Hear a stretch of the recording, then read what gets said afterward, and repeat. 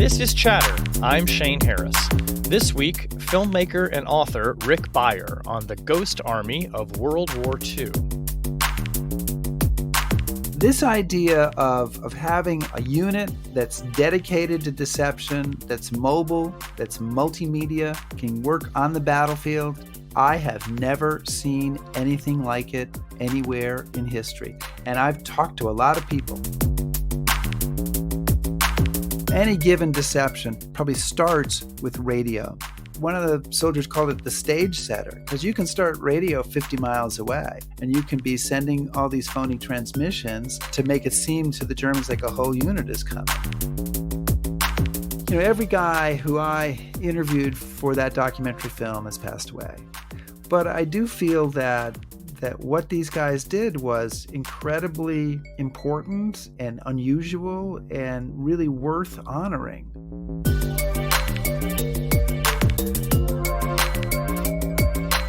Rick Beyer, welcome to Chatter. Thanks so much for joining us. Oh, it's great to be here. Thank you. I'm really excited to talk with you about your book, The Ghost Army of World War II. One of the reasons I really was interested in speaking with you is I've covered intelligence for, a couple of decades now. And usually when we talk about intelligence and espionage and operations, people conjure up images of, spies going in on daring missions to retrieve information, or, we think of electronic surveillance. We don't often think about another really big part of intelligence, which is deception and taking actions to make an adversary believe something that's not true, or to distract them from the truth. And that's really what's at the core of this just tremendous story about this World War II outfit called the Ghost Army. So we're going to get into all of that. I wonder if you could start, though, by telling me how this kind of improbable outfit began. We're at the 80th anniversary this month in December of the order that created this group. So tell us what its origin story is. Well, I like to say that the Ghost Army was born of a marriage of opposites, because there are two U.S. Army officers who really came up with this idea and shepherded it through, and they were very, very different. So Major Ralph Ingersoll had been a civilian who was drafted into the Army. He was a famous publisher, author, journalist, very left-wing. He started a newspaper in New York called PM. And he was also a guy with a kind of a tenuous relationship with the truth. One person who worked with him said, "I never met such a bright guy who was such a goddamn liar," and which is the perfect pedigree for a deception officer. You're Sure. Smart and you're good at lying.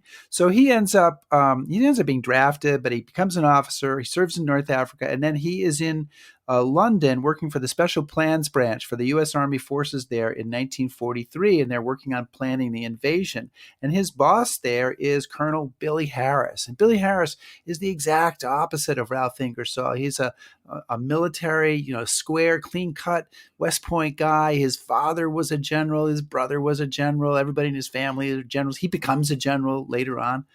And the two of them together are the people who developed this idea. And I think what's happening is they are working with the British on a big deception plan for the D-Day invasion called Operation Fortitude, to deceive where the invasion is going to go.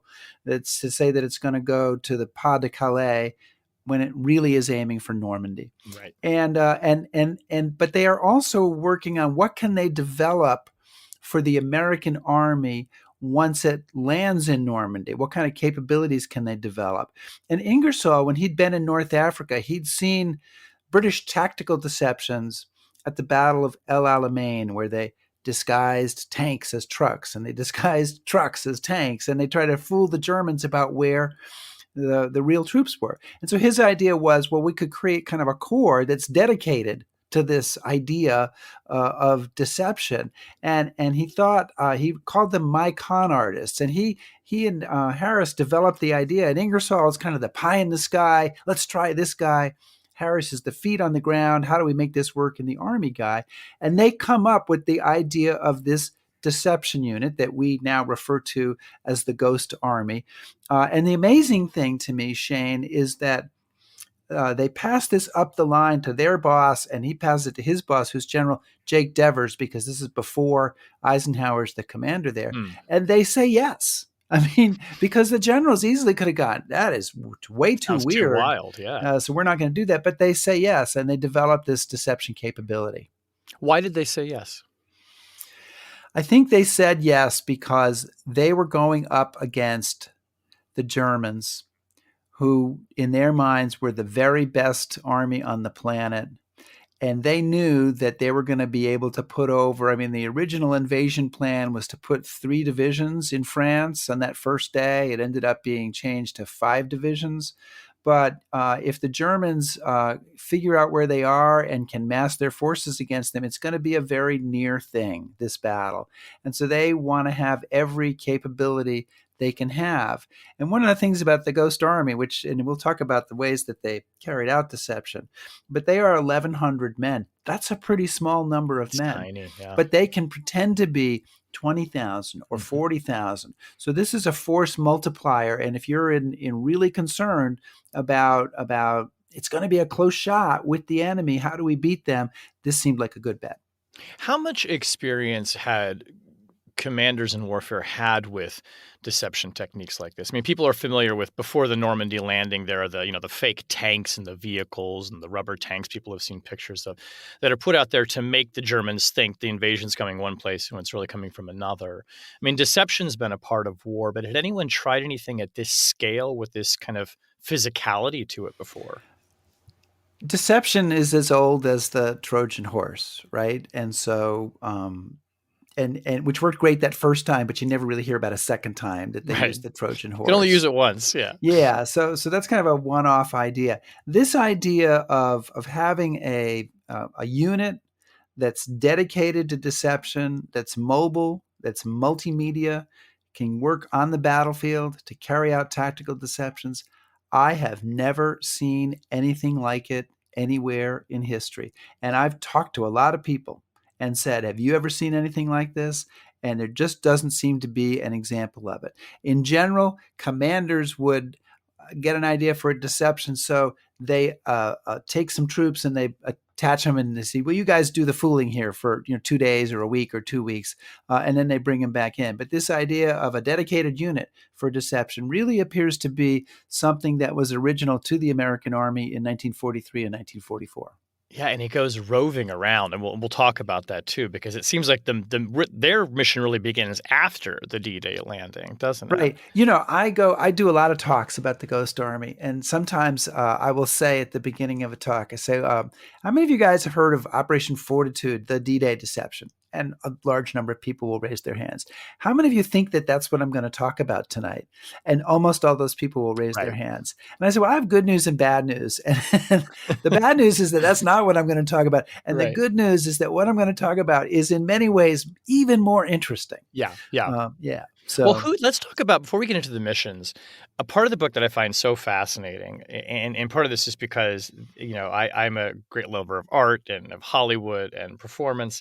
Talk about the people who were recruited into this. I mean, some of these individuals went on to become renowned American artists and very important painters. So who are the people that get recruited into the Ghost Army?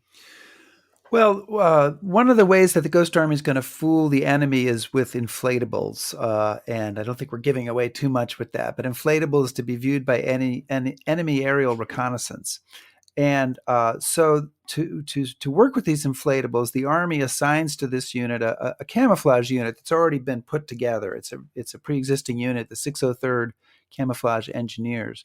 And about a third of the guys in that unit are artists. They're mostly art students or young artists. Many of them came from Pratt Institute in New York. We've identified about 30 people who came from Pratt Institute. So they were really feeding right into this. And this group of people includes a bunch of people who went on to become quite famous after World War II. So Ellsworth Kelly, who became a famous minimalist painter and sculptor. Bill Blass, who became a very famous fashion designer. He's not so well known today, but he was very big in the 80s and 90s. Yeah. Arthur Singer is a name that's familiar to wildlife artists, bird watchers. Arthur Singer is a name that's familiar with bird watchers. He illustrated the book Birds of North America, and he and his son created the famous Birds and Flowers of the 50 States postage stamp series. But you had guys who did all sorts of stuff. Art Kane took the very famous photograph of 57 jazz musicians on a stoop in Harlem, which he did, I think, in like 1957. And I love about that story. It's this iconic photograph that many people have seen. It was literally his very first assignment as a professional photographer. It's pretty good. You peak early. Yeah, right. So all of those guys, and we've identified all sorts of people who were comic book artists, people who became architects, a guy who worked on the Space Needle in Seattle, one of the creators of the Munsters was in this unit. So it really, I mean, I don't know what it would have been like to listen to the conversations that are going on during the war, but this was an extraordinary group of people. But you also have some interesting people in the other units as well. You have engineers that have been recruited, telephone company people. There is a kind of a lot of people think that they recruited from Hollywood, and they do have some people from Hollywood, but I think that they mostly went to Hollywood later. So I don't think that they recruited from Hollywood, but they recruited people who were radio announcers, all sorts of stuff to bring their skills in to carry off these deceptions. And we should say, too, that these were not missions without risk. I mean, people shouldn't have the impression that these are painters and artists and sound designers who kind of stayed in the background and then their material was sent off to war. They were out on the lines, sometimes behind the lines, conducting real operations and putting themselves at great risk to do it. Absolutely. So this deception unit, and we should say, if I haven't said it, the official name of the unit is the 23rd Headquarters Special Troops, which is like the most boring name for Ghost this Army, way better. fascinating unit. But this unit carries out 22 different deception missions on the battlefields of Europe. So they're not 100 miles behind the lines. Sometimes they're not even a mile behind the, back of the lines. They have missions where they're out basically a quarter of a mile from the Germans. And they take artillery fire on a number of occasions. They lose 3 people killed during the course of the war, and really, I think about 30 who were wounded. And it's a little confusing because not all of them received Purple Hearts, but as you go through the records, you realize that there's a bunch of people who were wounded, and I think because of secrecy or because of whatever, they didn't receive Purple Hearts. They were lucky.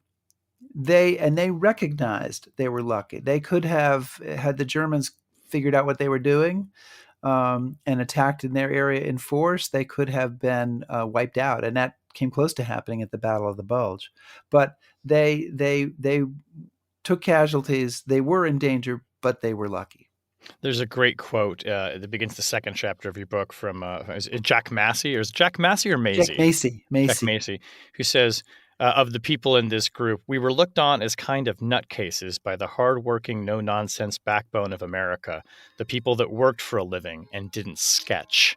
I just love that. And to finish that quote, he says they thought we were kind of freaks, and I think we were. He says, right. That's great, yeah. But it really is. I mean, it sort of underscores the degree to which, we think of people as as artists, like creatives and nonconformists, and they are people who often don't fit in, but they just, boy, did they ever fit into a mission here. Talk about some of the first operations that this group was sent off on, like when they are first standing up, and you mentioned there were 22 of them in a fairly short period of time, I think. But what was some of the first forays that they had?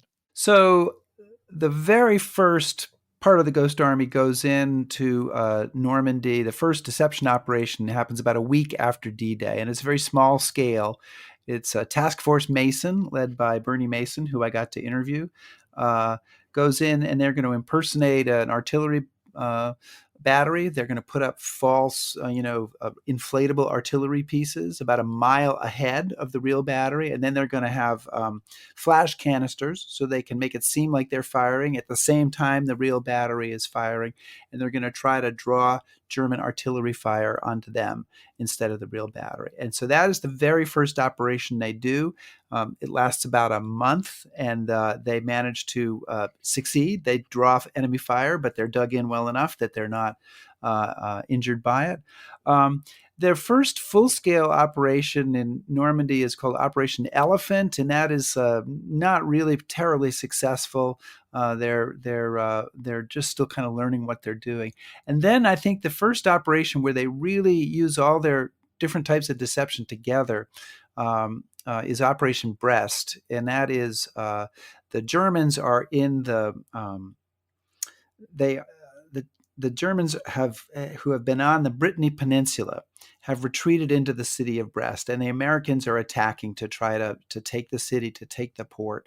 And the Ghost Army is brought in to pretend to be the 6th Armored Division attacking to the flanks. Well, the real American attack is going to come from the center. And so this is the first time that they are able to use all their forms of deception. So they've got all their inflatables, they've got their sonic deception, they've got their radio deception.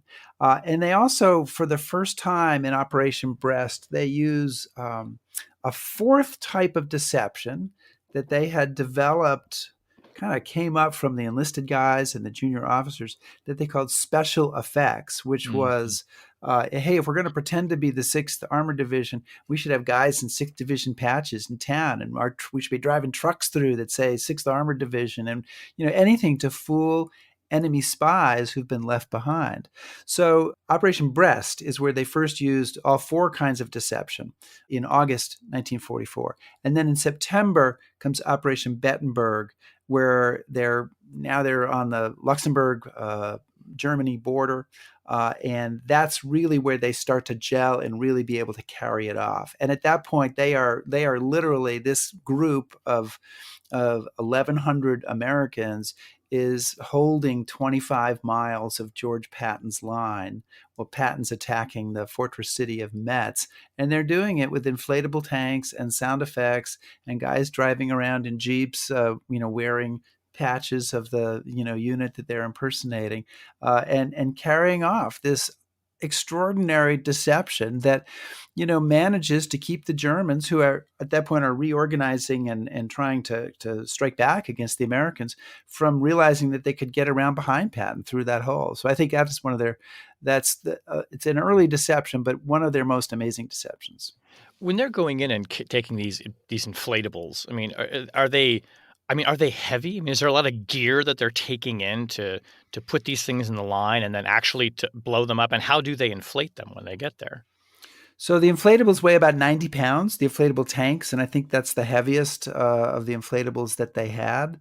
They fit in a large duffel bag. It's kind of like the bag that you put your kids' soccer balls in for the big soccer game, or a hockey bag. They had trucks, and they probably could fit about 20 of those into a truck. They had air compressors that they could use. Jack Masey, who you mentioned before, and who was one of the funniest of the people I interviewed, said in an interview that is in the film, he said, if we were lucky, we had air compressors. If we were not so lucky, we had bicycle pumps. And if things really went bad, we had our lungs. But most of the time, they've got air compressors. And another soldier, John Jarvie, talked about, it would be, if you're coming in someplace and you're trying to set up the inflatables at night, and you're up there in the front line, and then you fire up this gasoline-powered air compressor. He said it felt like the entire, enemy front line was going to explode with artillery fire at you. But the guys said that it took, most of the inflatables took about 15 to 20 minutes to inflate. But inflating an inflatable is only the first part of the job, because second of all, you have to camouflage the inflatable, but do so badly. on purpose, Why? so that the enemy will see it but not think that you wanted them to see it. Okay, so good, but not too good. Yeah, and then Badly on and purpose. then Yeah. you have to watch to make sure if it's a tank that the barrel doesn't start to deflate. And I have I have worked with inflatable tanks for display purposes over the last 15 years, and I can tell you that is a frequent problem that I've had. And the soldiers, many of whom made all manner of Viagra jokes about this, Sure. it was a frequent problem that they had as well. So you got to monitor the stuff that you've inflated and make sure that it's still looking real. And and one other thing you have to do if you're working with inflatables, and if we were looking at a picture now of one of their operations, and I said to you, what makes it look real? And you see all these inflatable tanks on the field, you'd say, oh, the tank tracks. Because think about it. Mm, We're setting up an inflatable 90-pound tank. That is not going to leave much in the way of tank tracks, but a 40-ton Sherman sure would. So mm, they had to have they had a combat engineering company. And in that company, they had 3 guys with bulldozers, and they use the bulldozers to make the tank tracks when they're setting up the inflatables. And if, again, think about it, you're doing this at night. If you miss one, that could clue the enemy into the whole thing, because they'd be like, why does that tank not have any tank tracks to it? Wait a minute, we need to take a closer look at this. So attention to detail is so important in every aspect of these deceptions. And did they have to? Because I'm wondering now, with all of this activity, you kind of alluded to this earlier with the air compressors, how in the world they didn't give themselves away to the Germans. So did they have to come in knowing that the Germans would be nearby, but not so close that they could see them setting up these props? Yeah, so sometimes they're coming in the closest that I can see that they've come to the Germans, that they're bringing the inflatables, is probably about a mile from the front line. Okay, so the sonic trucks get closer. The sonic trucks have, and some of the deceptions, are playing sounds from a quarter of a mile from the front line. The inflatables are back. So what they were doing is they're moving in these tanks and sort of making it seem like they're threatening an attack in an area. So they're not bringing them right up to the front, but they're bringing them in a place that they could organize their attack and depart from, have a line of departure from, that might be, a mile behind. And some deceptions, they're much further behind, because they're not pretending to be doing an attack, but they're pretending to be moving into reserve, or they're pretending simply to be going from one location to another. So it really depends on the deception that they're doing. But I think they're always careful not to be seen setting these up. They're either going to be setting them up at night, or if they're setting them up at another time of day, there must be in an area where they know there's no aerial reconnaissance, or something to prevent them from being seen. Yeah, the image in my head is almost like, actors in a performance who are getting everything ready before the house opens, and the curtain comes back, and the audience suddenly sees everything in position. So they have to get it ready. And then you kind of anticipated my next question. It's aerial surveillance and other kind of nearby surveillance that they're then hoping will spot what they've done, right? Yeah, so and maybe this is a time to step back and say the idea of this unit is that it's a multimedia deception unit. So any given deception probably starts with radio. So they've got a bunch of radio guys who have radio trucks. So if you're pretending, well, let's say we're pretending to be the 75th Infantry Division moving up into the front line. Radio, one of the soldiers called it the stage setter, because you can start radio 50 miles away, and you can be sending all these phony transmissions and bringing that up. And all you need is the same number of radio operators that a real unit would have, maybe even fewer, to make it seem to the Germans like a whole unit is coming. And then radio would be followed by the sonic deception, which is played out on these 500-pound speakers mounted on the back of half tracks. So we hear the radio, and now we hear the sounds of a unit moving in. And then that would be followed by the visual deception, so that if that's happening at night, Then by the next morning, you have inflatables, but you don't just have inflatables. You also have guys would put out lines, have clothing on them. If you're setting up an artillery battery, you put the shells around it. You do all the things to make it look lived in, and lots of people and lots of stuff going on. And then the last really type of deception you're bringing in is the special effects deception, which is the phony the bumper markings on the vehicles, the shoulder patches. They would set up phony headquarters. If you have a phony headquarters, you also need a phony general. So they'd take their own officers and put them in, put general stars on them and have march them in and out and doing various inspections. I mean, it sounds crazy, but you have all these different types of deception, and you don't expect the enemy to get all of them, right? You expect them to get bits and pieces, and then you're depending on that German intelligence officer. Somebody's reported hearing this, and the radio guys think they heard a little bit of this, and maybe the aerial reconnaissance saw something, or a spy saw something. You're depending on him to take these all together and go, aha, I have figured out, that the 75th Division is moving in here. And he's going to believe it because he believes that it is something that he has put together, that his brilliance has figured that out from the clues he's gotten, when in fact it's just not true at all. Yeah, I think that's such a perceptive insight, that it's not necessarily about the totality of the scene, but making somebody believe one or two pieces of it enough and making it compelling enough that they feel invested in it being true. And one of the parts of that then means that the very first step in a deception is you have to say, first of all, what do I want the enemy to do? What am I trying to manipulate them into doing? And Ralph Ingersoll, one of the creators of this unit, said he didn't like the word deception. He liked the word manipulation.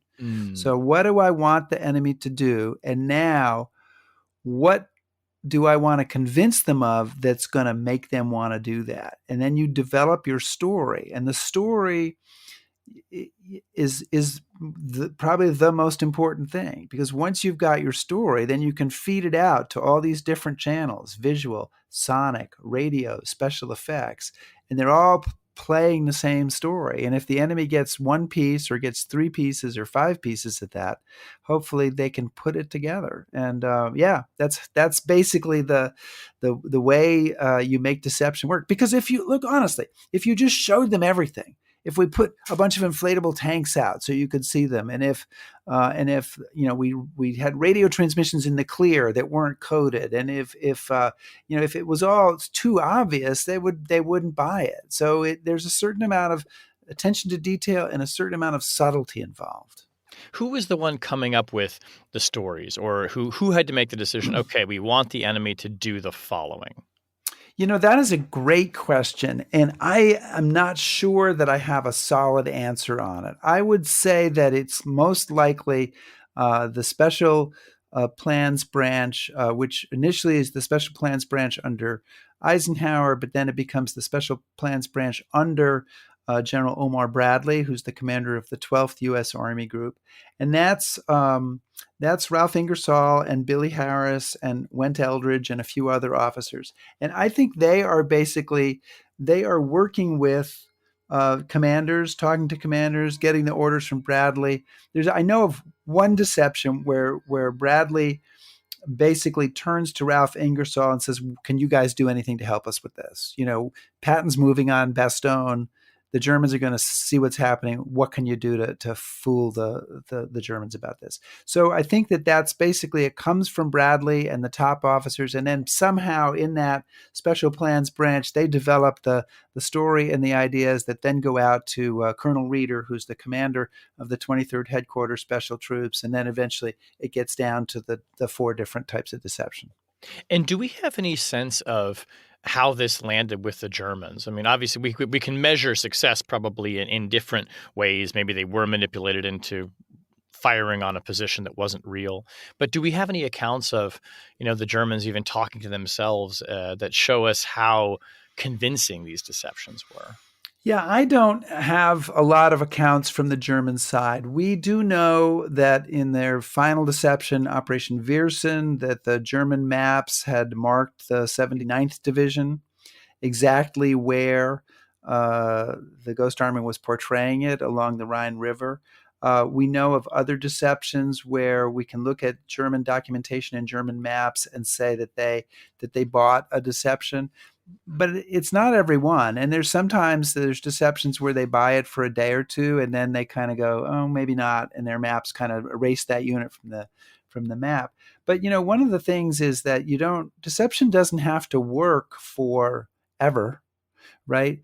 If you think of a football game and a receiver does a head fake and he gets a half step advantage on the defender, that may be all he needs. And sometimes 4 hours or 6 hours of having the enemy believe one thing and holding off on sending reinforcements someplace or taking an action might be all you need to succeed.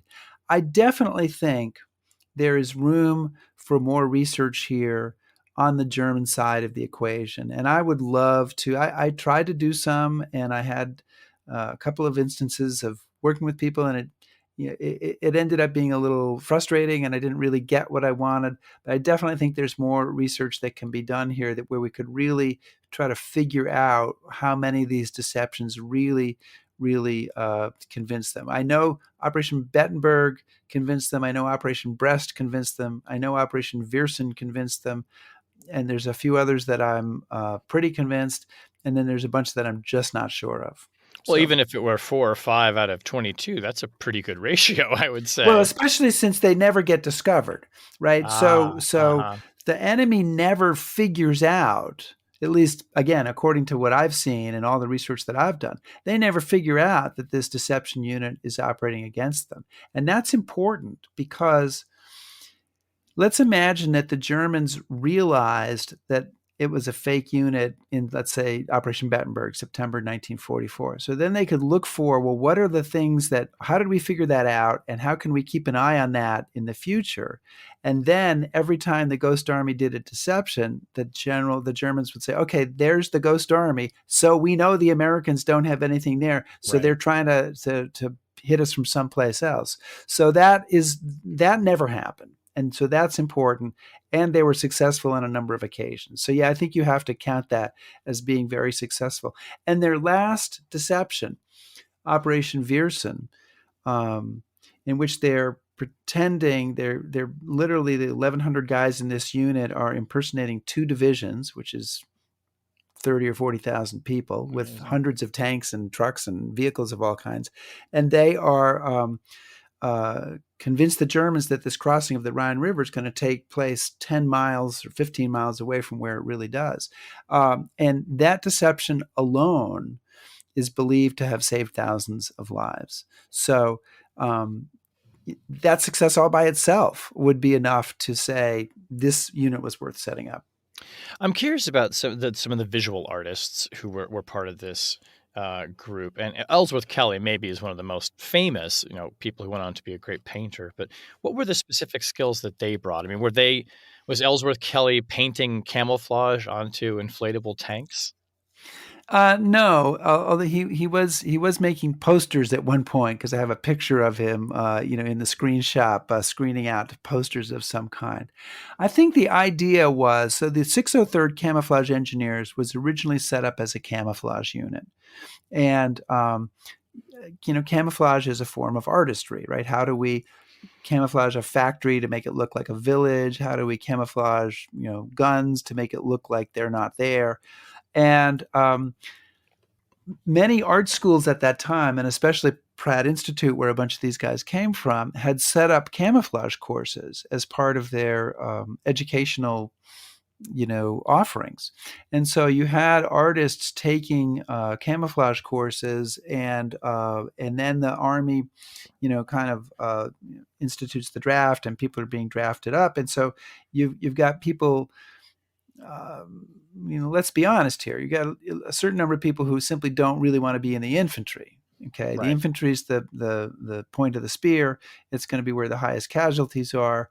if I have a skill, I'm looking for a place to go. And so I think the artists are looking to get into something else, and perhaps in this case a camouflage unit. So you have on the one hand, the Army has a need for artists to go in a unit like this, and you've got artists who are, talking to their friends, talking to their professors, filling out forms, doing what they can to get into a unit like that.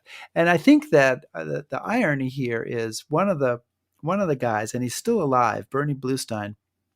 He's 100 years old, and Mm. he says, I knew I wasn't going to kill anybody. I didn't want to be in the infantry. I didn't want to go to the front lines at all. And I got myself into this nice camouflage unit. And then, and then when suddenly we get assigned and we're going to be in the deception mission, and we're going to be out there in the front lines with nothing but, like a small arms and an inflatable tank with the enemy on the other side of the river. He said, is not what I was planning on getting into.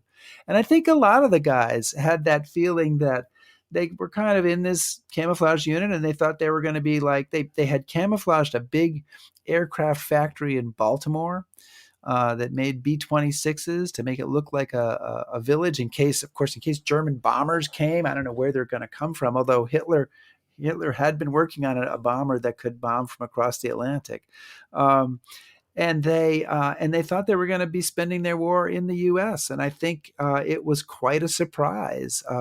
Gil Seltzer said when we realized what we were assigned to, we thought we'd been put into a suicide outfit. Oh, geez. Yeah, so they got kind of the shock of their lives then being put into action the way they were. And you've talked about the importance of sound and these sound designers. How was sound used in these operations? Oh, I think sound is a great. It is a fascinating topic. So they had developed, and it actually, they were developing this sonic deception unit even before 80 years ago. They put together the orders for the 23rd Headquarters Special Troops, and this unit was the 3132nd Signal Service Company Special. And so their mission is to use recorded sound to fool the enemy. And what they did is first of all, they went down to the Army Proving Ground at Fort Knox, and they worked with engineers from Bell Labs, and they recorded all sorts of sounds of tanks on the move, trucks on the move, guys digging in at the front lines, people assembling pontoon bridges, just about anything that you could imagine that you would need. And they recorded these on these 16-inch glass transcription discs that were the same thing that they used in recording studios to like record Frank Sinatra and a hit song. And then they made from this a collection of sound effects records. Right? So they went to war with this collection of sound effects records. Now, you're not going to play sounds from a record, and of course you're going to need to mix the sounds together for any given deception to be convincing to tell the enemy what you want them to hear. So they mixed them from these records onto magnetized wire. Okay, so this is before there's audio tape, which is magnetized tape. There's wire, and it's about the consistency of fishing wire and fishing line, and about 6 feet of it is about 1 second of sound. And so they would mix onto these wires let's say we're trying to make it seem like a tank unit is moving in, they're moving up a hill, they're moving down a hill, they're crossing a bridge, and then they're digging in. And so they would mix that onto the wire, and then they would once they had created the wires they needed, then they would have the half tracks with the speakers on them, and the playback equipment could be set up, starting 5 miles back, right? Or however far you want it to be. And they would start, let's say they start the show 5 miles back at 7:00, and then at 7:30 they start the one that's 2 miles back, and at 8:00 they start the one that's here. The sound is moving, right? It's coming closer. It's moving into where you want it to be. And sonic deception was, I mean, radio deception was probably their most effective tool. Sonic deception was a close second, and it fooled a lot of people. There's all sorts of stories of other American units who are hearing the sounds moving in, and they're like, yeah, tanks are moving in, and we hear it, and it's going on. And the speakers on these half tracks had a range of 15 miles. So you could start a long ways away. But oftentimes in these deceptions, the sonic guys told me they ended up being way up near the front, because we want to really make sure the enemy is hearing us. So we're going to put you, a quarter mile, half mile from the front lines, and there's really nobody between you and the Germans, and good luck. Um, and so, but sound is an amazing story. And I imagine they've never done anything. These designers, sound designers, if we can even think of them in the traditional sense as sound designers, of this scale before. I mean, there's no theatrical production that needs you to be able to project from 15 miles away, and a film does everything on a sound stage or close into a camera. I mean, were they just making this up and kind of improvising I as they really did think they it? were. I really think they were. there's not the record, the paperwork is thin because it's a secret unit, and they weren't like big into putting a lot of things on paper. But one gets the impression that this is improvisation all the way, and I think a lot of the credit has to go to the operations officer, Colonel Clifford Simonson, and this was a guy who he'd been working in the Pentagon. And he'd had a stint there, and they said, "What do you want to do?" And he says, "Oh, I want to be a command a paratroop unit." So they send him to jump school. He makes his first jump, and then suddenly he gets orders to this crazy unit that he doesn't know anything about. He's taking a train across the country, and the whole time he's thinking, "Well, who the hell did I piss off? What did I do?" But he gets there to Camp Forest in North Carolina, and he sort of takes stock of the situation, and he has a really good attitude about it. He's like, okay, well, we're going to try to make this work. And they literally, he says in his very brief biographical materials that he left, that there were no manuals, there were no doctrines, that they had to develop it and make it up as they went along. And I really think that it's his initiative that manages to do that, and that they develop ways to carry out all these deceptions. And did that doctrine inform future deception operations? Or the things that the Ghost Army did that become the basis for what the military and intelligence agencies will do in generations hence? So the Ghost Army story is classified after World War II, and people say, well, why is it classified? And so, well, it's classified because we thought it worked, and we thought we might have another war against the Mm. Russians, and we would need those skills. But somehow, in classifying it, the Army seemed to classify it from themselves as well, and it kind of got lost, and it really wasn't reintroduced until, gosh, I'm going to say the 90s. And you start to see, maybe it's late 80s and 90s, and you start to see, Fred Fox, who was an officer in the Ghost Army, has lunch with the Joint Chiefs of Staff. Bill Blass is invited to the Pentagon, and he's talking to the CIA. And so you really are getting a sense that people are now going back and looking at these techniques and saying, this was really good. We should come back and adopt this. And people say, well, yeah, but it wouldn't work today. You couldn't have inflatable tanks, aren't going to work in today's battlefield. And it's like, well, don't tell the Ukrainians, Mm. because they're using inflatable tanks and artillery, and now they're equipped with radar transponders, and they've got heat generating elements to fool thermal imaging, and this stuff is still going on. So I do think that the Ghost Army has inspired the current day deception thinking that goes on in a lot of places, but I do think it was kind of lost for a while by the U.S. Army, which is probably not the first time that that's happened, right? I mean, Yeah. you know more about that than I do, Well, but yeah. Well, let's talk about kind of how it gets unearthed. I mean, you mentioned Fred Fox, who is one of these characters I really loved reading about in your book, who is, I mean, it just seems like, somebody who is just wants to be a star, and right. And he engages in a lot of these special effects kinds of operations where they're going into villages pretending to be generals to fool the, leftover German spies and collaborators into thinking the Americans are moving in.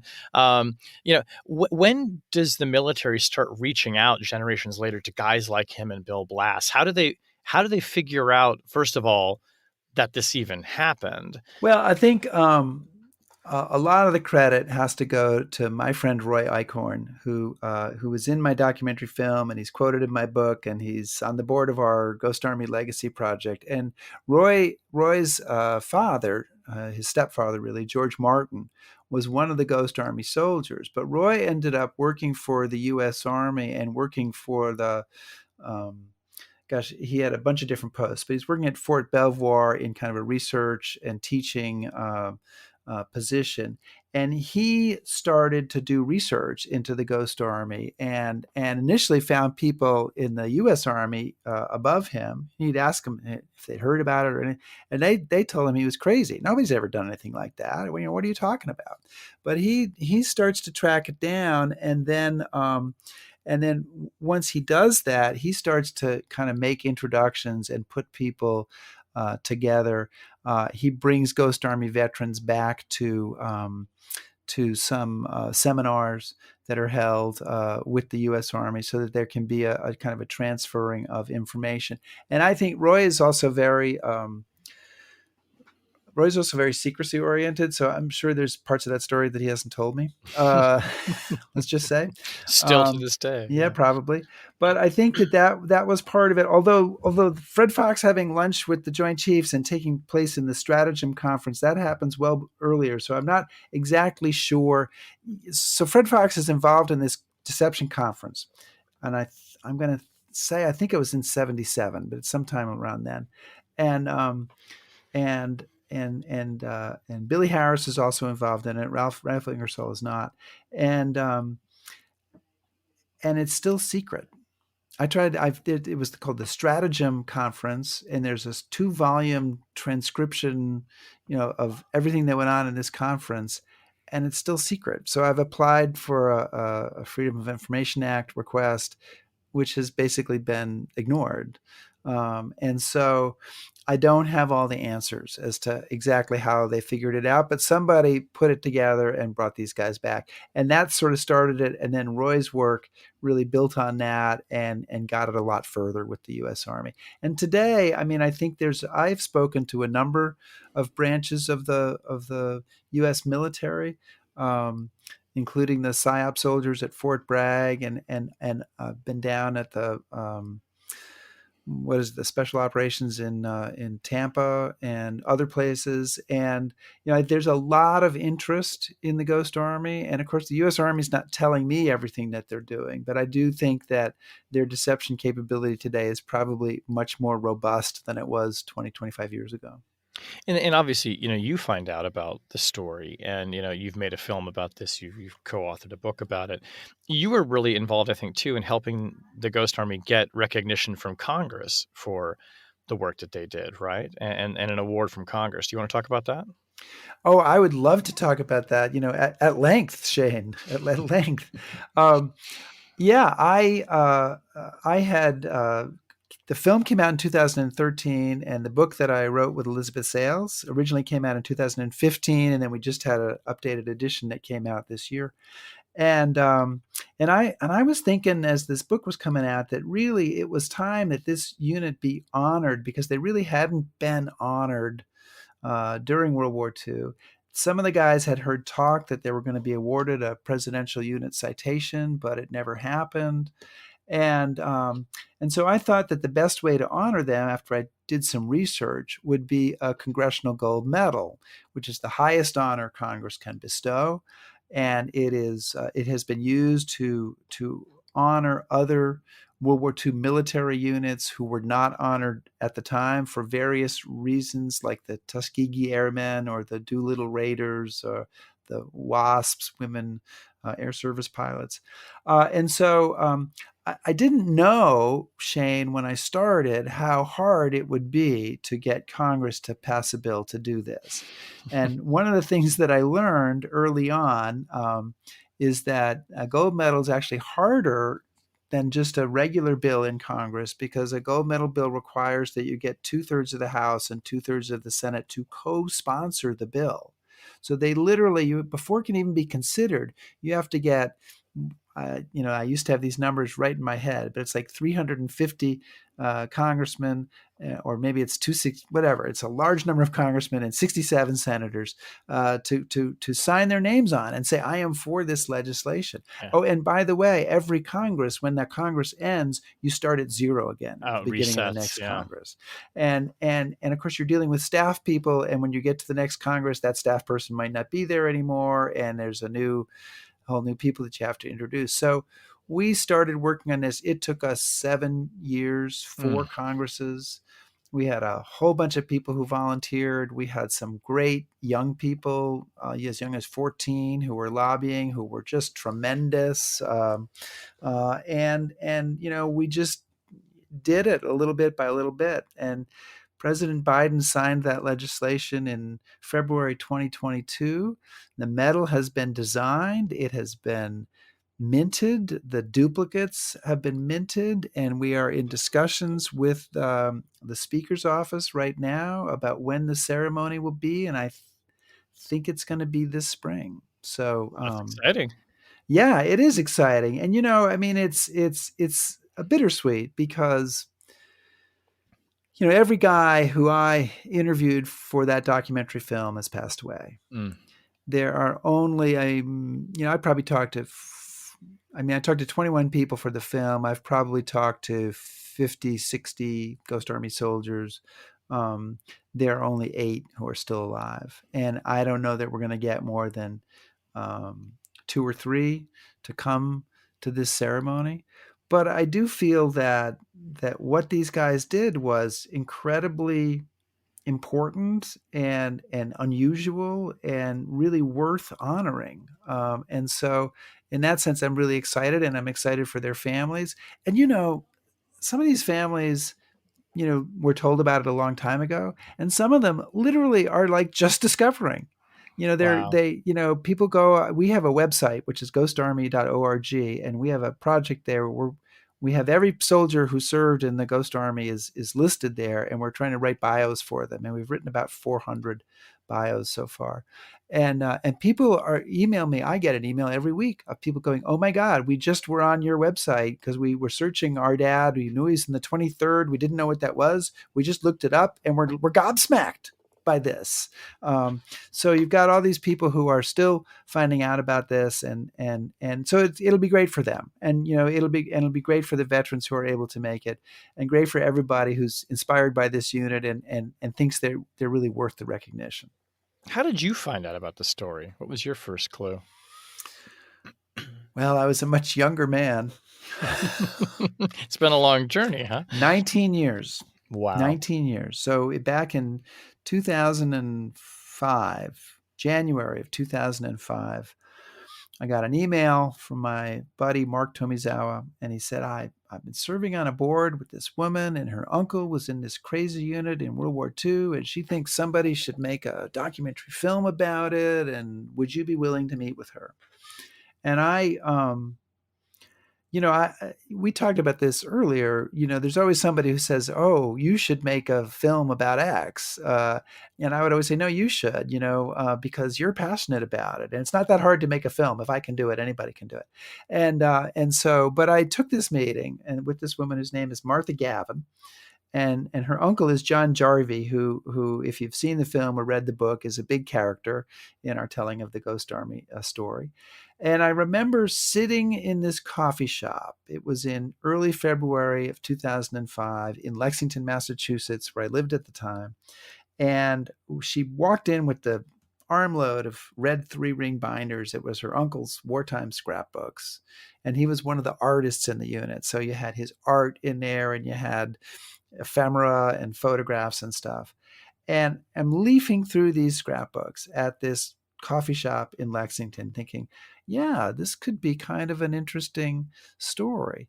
Now, I had no idea, Shane, that I was signing over the rest of my life to it, that I would spend 19 years working on it, that it would become like the project that I'll never do something bigger. I don't think. I mean, I can't imagine. But I was intrigued from the first moments, and that's kind of how we got started telling that story. And how did you get into the documentary filmmaking profession? What was your start?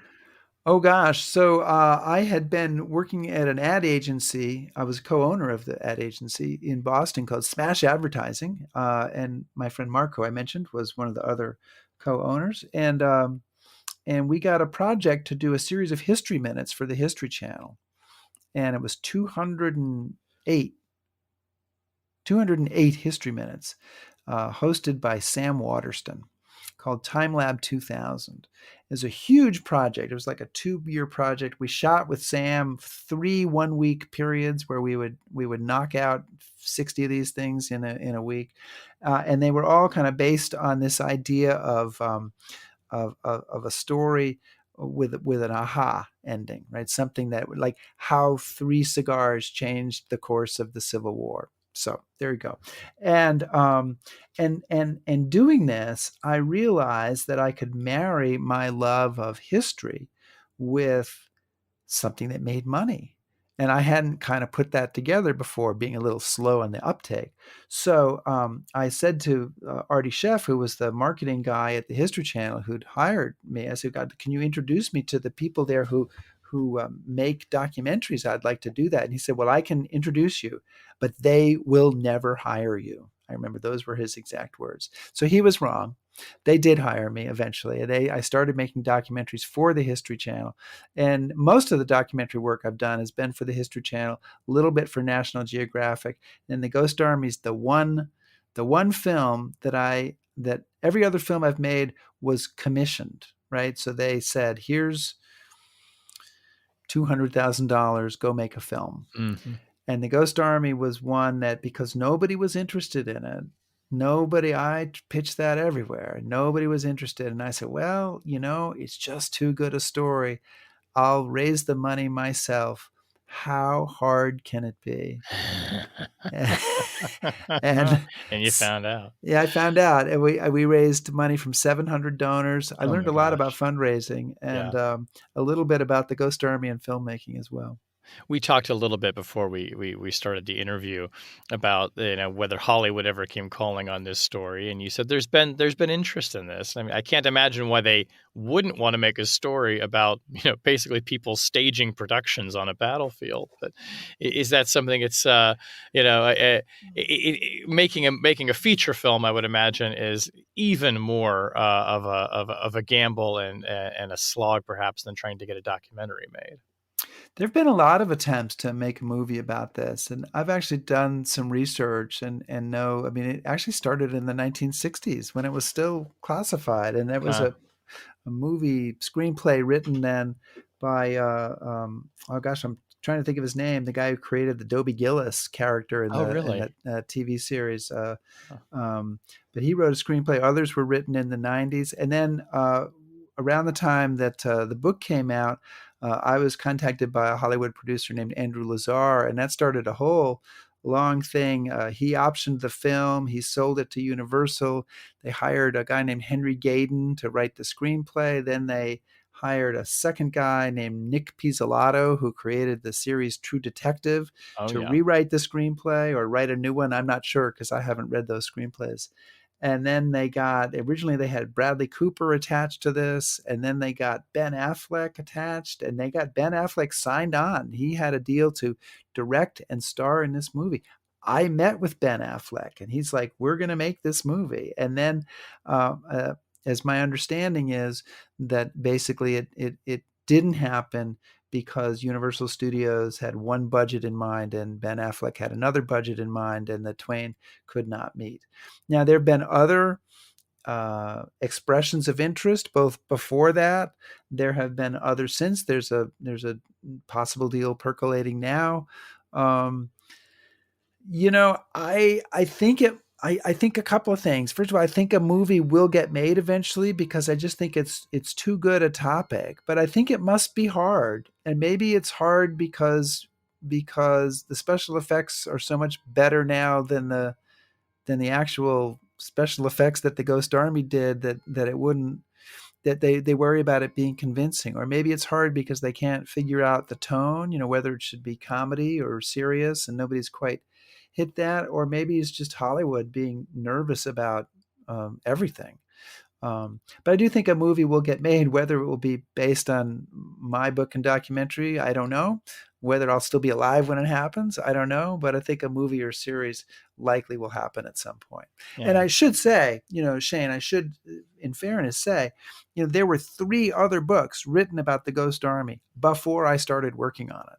So I am not the great. You notice I didn't tell you this at the beginning. Oh, now you tell me, Rick. Right. I am not the great discoverer of the Ghost Army. My work has built on what other people have done, and I don't know who's contacted them about possible movie deals. I will say my book and my film are better. I mean, I think they're the cream of Yeah, the crop, yeah. but they all have their advantages. So It's interesting, if you hadn't have told me Ben Affleck, I might have imagined him as a natural person to make this movie, because when I think of what this is like, it's kind of like Argo. Argo Uh, meets the Nazis. yeah, it's Argo meets the Nazi. There you go. It's Argo That's meets how the Reader's Nazis. Digest described my documentary long before Ben Affleck was even involved in this. They said Yeah. it's Argo meets Der Fuhrer, and Yeah. that is kind of what it's about. Yeah, for listeners who might not remember, Ben Affleck directed and starred in Argo, and I think won an Oscar for Best Director, or certainly He won Best did. He Picture. did. He did. So he's invested in these kind of stories. Well, as we wrap up, I want to ask you just a couple more things about the Ghost Army itself. So obviously, the war ends. The Allies are victorious. What happens to the Ghost Army at the end of the war? So their last deception mission is in March 1945, and then after that, it's realized that they just don't need them anymore because the Germans are on the run there. They briefly are guarding and working to supply people in displaced persons camps. So these are slave laborers that the Nazis had brought into Germany. There are millions of them. This is actually a huge problem that will go on for years after the end of the war. But these guys are guarding a bunch of displaced persons camps and having various adventures trying to find food for people and take care of them. And then they're brought back to the U.S. and they are told to prepare to go to Japan because they are going to be sent for the invasion of Japan, being led by Douglas MacArthur.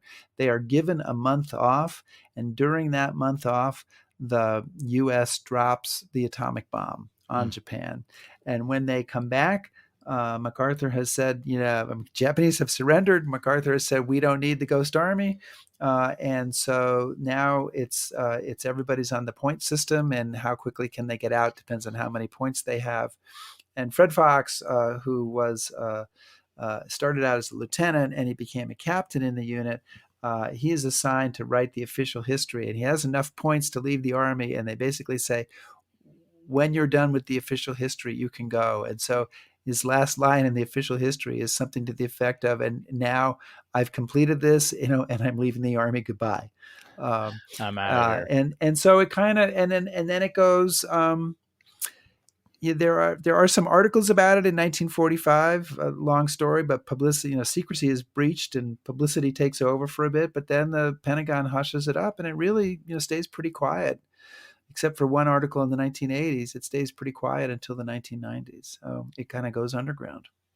And what happens to all of those inflatable tanks? Where are they? Where are they now? Are they in a vault someplace? Are they thrown into a dump? Where are they? Yeah, And do you have one? I know. I have a replica. I have one that I had. I have several that I had made. They burned the tanks that they had in Europe. Wow. I've seen the pictures of that fire. So I believe they burned everything they had. I mean, they would have been pretty beaten up by that time, and they probably weren't worth the space sending home on ships. They would have had other ones that they would have given them. So what happens to them? I know that there's some pictures that are post-war where these tanks are in the pictures. So they're being used as part of war games, where the Army fights they have a name for it. I can't think of it, but they fight a force, you have a red team and a blue team, and they use these in those kind of missions. And then I heard an intriguing story that I've never been able to track down, that a whole bunch of these were sold to Israel. Really?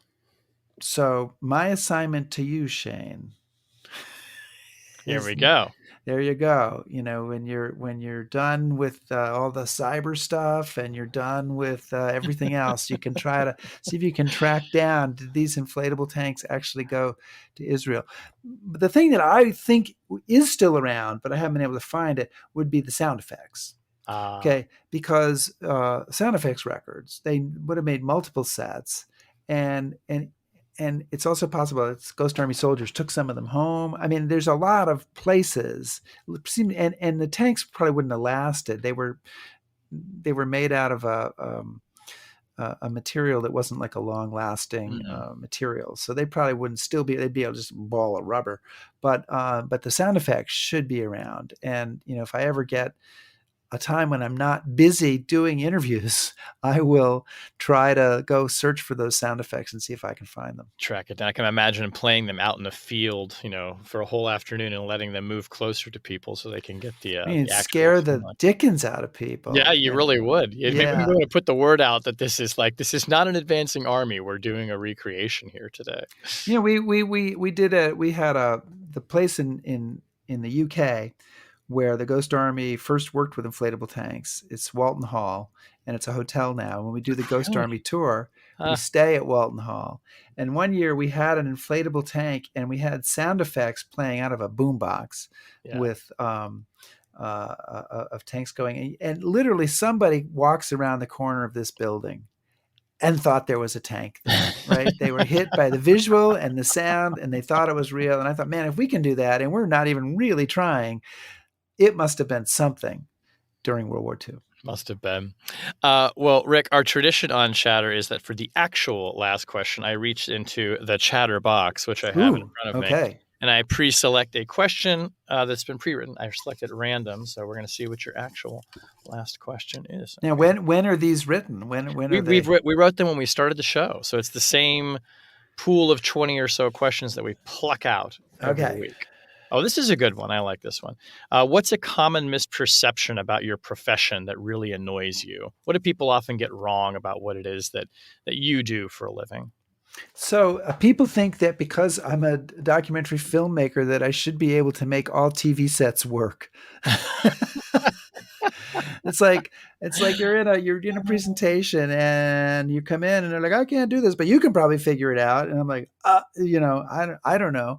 But, because there's multiple remotes and a lot of buttons and cables and trying to figure it all out. And it's like, that's really not what I do. If you actually think about what I do, I'm really a writer who hires everybody else that they need to be able to make a documentary film. So I have actually been forced to learn about projection systems in TVs so that, when I do presentations, I can do that. But it sort of amazes me that people think, well, you're a documentary filmmaker, you should be able to figure that out. You're the tech guy, right? I know, right? Exactly. Yeah, I'll come over to your house and fix anything you need. Excellent. I'll remember that. Well, Rick Beyer, the book is The Ghost Army of World War II, How One Top Secret Unit Deceived the Enemy with Inflatable Tanks, Sound Effects, and Other Audacious Fakery. It's a terrific story. It's a beautiful book. And thanks so much for coming on the show to talk about it. It's just been a really great pleasure and lots of fun chatting with you. So thank you so much for having me.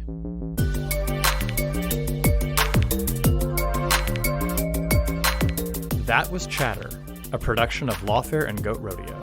Please subscribe to the podcast and find us on Twitter @ThatWasChatter.